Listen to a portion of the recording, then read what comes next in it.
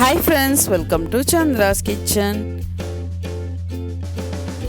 இதுவரைக்கும் சந்திராஸ் கிச்சனை சப்ஸ்கிரைப் செய்யாதவர்கள் ரெட் கலர் சப்ஸ்கிரைப் பட்டனை ப்ரெஸ் பண்ணி சப்ஸ்கிரைப் பண்ணிக்கோங்க. கூடவே பக்கத்தில் இருக்கிற பெல் பட்டனை ப்ரெஸ் பண்ணுங்கள். எங்களுடைய அப்டேட்ஸ் உடனுக்குடன் உங்களை வந்து சேரும். இன்றைக்கி நம்மளுடைய நிகழ்ச்சியில் தனி மிளகாய் தூள் எப்படி அரைக்கிறதுன்னு பார்க்கலாம். இந்த தனி மிளகாய் தூள் பார்த்திங்கன்னா நான் வந்து கடையில் வாங்கினேன் ஃபஸ்ட்டு. அது வந்து உங்களுக்கு பார்த்திங்கன்னா ரொம்ப கேசரி பவுடர் கலந்த மாதிரி இருந்துச்சு.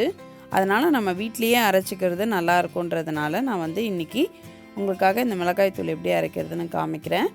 நான் இன்றைக்கி மிளகாய் பார்த்திங்கன்னா காஷ்மீரி மிளகாய் எடுத்திருக்கேன். இந்த காஷ்மீரி மிளகாய் காரம் அந்த அளவுக்கு இருக்காது. இதே உங்களுக்கு நல்ல காரம் வேணும் அப்படின்னா நீங்கள் குண்டு மிளகாய் யூஸ் பண்ணிக்கலாம். இந்த குண்டு மிளகாய் யூஸ் பண்ணும்போது உங்களுக்கு காரம் இருக்கும், ஆனால் கலர் அந்த அளவுக்கு இருக்காது. காஷ்மீரி மிளகாயில் நல்ல கலர் கொடுக்கும். அதனால் நான் காஷ்மீரி மிளகாய் எடுத்திருக்கேன். இப்போ இந்த காஷ்மீரி மிளகாய் பார்த்திங்கன்னா அரை கிலோ. இந்த அரை கிலோவை நல்லா வெயிலில் காய வச்சுக்கிறேன். இது பார்த்திங்கன்னா உங்களுக்கு நிறைய சூப்பர் மார்க்கெட்லேயும் கிடைக்கிது. நார்மலாக நிறைய கடைகள்லேயே இப்போ கிடைக்க ஆரம்பிச்சிருச்சு. இந்த காஷ்மீரி மிளகாய் பார்த்திங்கன்னா உங்களுக்கு வாசனை பயங்கரமாக இருக்கும், ஒரு மாதிரி நெடியாக இருக்க மாதிரி இருக்கும். அதனால் இதை நம்ம வறுத்தோம்னா உங்களுக்கு நெடி தாங்க முடியாது. அதனால் நம்ம வெயிலில் காய வைக்கிறது தான் இதுக்கு பெஸ்ட்டு.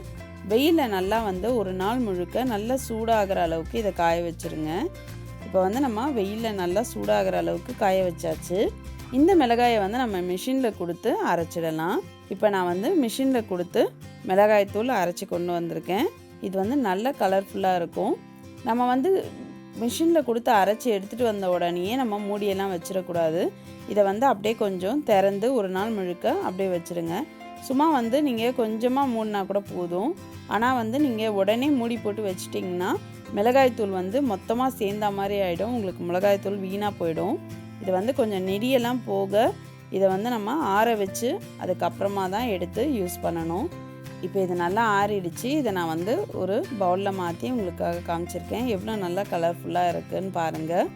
இந்த தனி மிளகாய் தூளை நீங்களும் உங்கள் வீட்டில் அரைச்சி பாருங்கள். உங்களுடைய ஃபீட்பேக்கை எங்களுக்கு சொல்லுங்கள். மேலும் இது போன்ற சுவாரஸ்யமான தகவல்களை அறிந்து கொள்ள சந்திராஸ் கிச்சனை சப்ஸ்கிரைப் செய்யுங்கள். உங்களுடைய கமெண்ட்டை கமெண்ட் பாக்ஸில் போடுங்க. லைக் அண்ட் ஷேர் பண்ணுங்கள்.